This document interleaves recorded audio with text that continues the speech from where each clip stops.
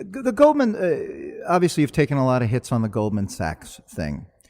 Can you just sort of explain in general, as opposed to sort of defending on this, why you chose to do it and why you chose not to undo it? I mean, I think you've been pretty adamant about not being necessarily apologetic about it. I mean, do you think, was it something that you felt you needed to do for your family? Is it something you just wish you hadn't done?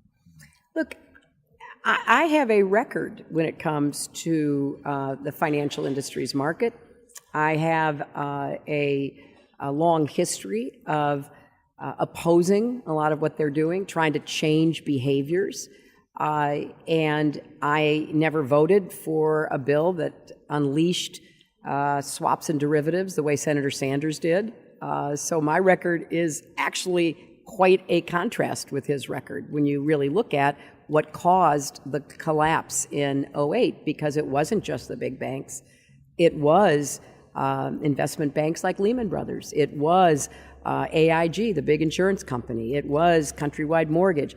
So I think it's important to, try to put what happened into context. And my plan to rein in Wall Street is far more comprehensive and actually focused on the problems of the future than what he's saying.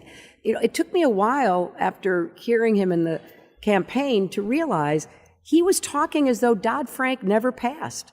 He was talking about we need to, break up the big banks. And he was saying things like, on my first day, that's what I'll do. And I stopped one day and I thought, Dodd-Frank was passed. The toughest regulations since the Great Depression. And in fact, there is now a process to break up the banks if that is what is called for.